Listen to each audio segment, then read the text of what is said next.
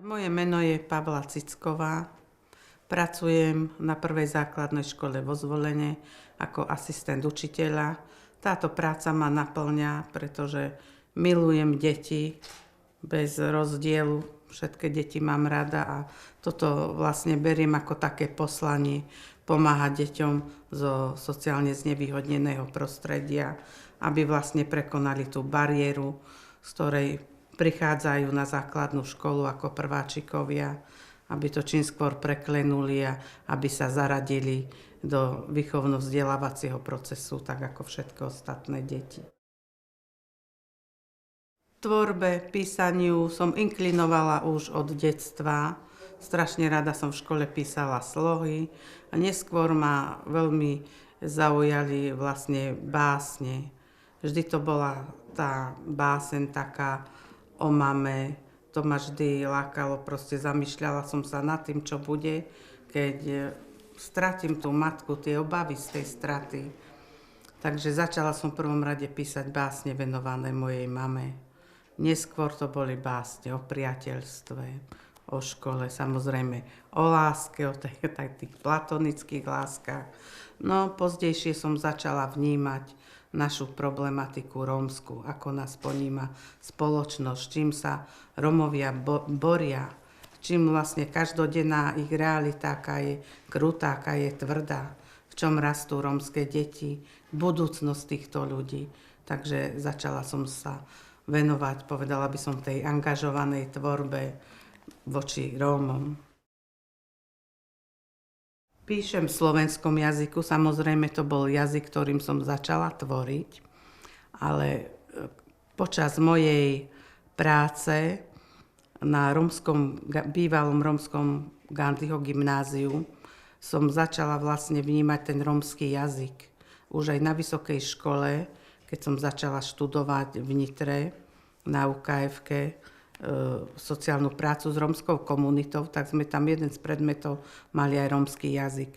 Vtedy som si uvedomila, že jazyk, ktorý znel tak hanlivo, z ktorého sa vždy vysmievali, keď nás počuli nerómovia rozprávať sa niekde na verejnosti, že je vlastne krásny, tvárny jazyk, ktorým my môžeme vyjadriť svoje pocity, svoje názory. Takže som to vyskúšala a celkom to ide, až na to, že vlastne ten náš rómsky jazyk má viac dialektov. Ale som veľmi rada a vďačná Maroškovi Balogovi, ktorý mi umožnil, bez cenzúry, ja tomu hovorím, že teda v tom dialekte, v ktorom my rozprávame, môžem aj písať, že málo kedy niečo upraví. Samozrejme nájdú sa výrazy, ktoré v rómčine nie sú a potom spolu hľadáme nejaký výraz pre určitý názov, ale určité vyjadrenie. Tento raz budem recitovať v slovenskom jazyku, aj keď verziu básne, ktorú som zložila, volá sa Zem Rómov, mám aj v rómskom jazyku. Ale ide o to, aby teraz nám rozumeli vlastne aj nerómski hostia tohto podujatia.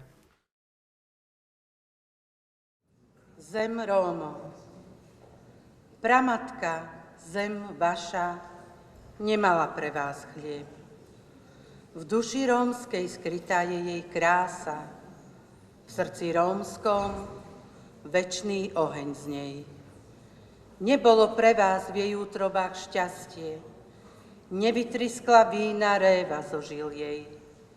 A tak túžba z pokolenia rastie mať aspoň zrnko čiernej zemetej.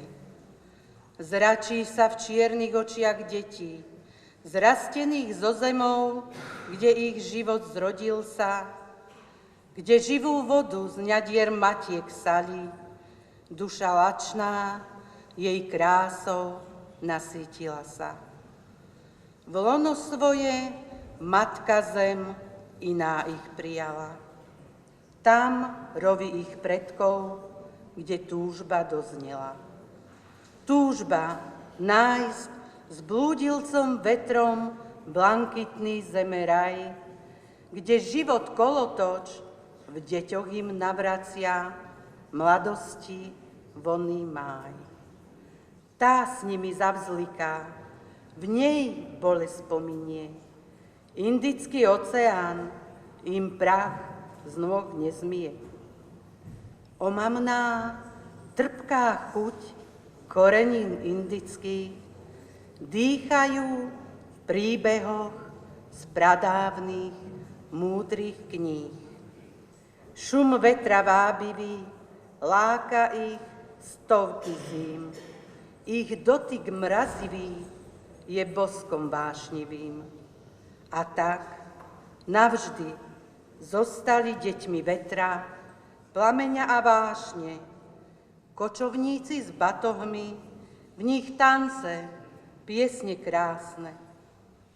V krvi vždy rozprúdia riavu neskonalú a z dlani vyveštia lásku neskonalú.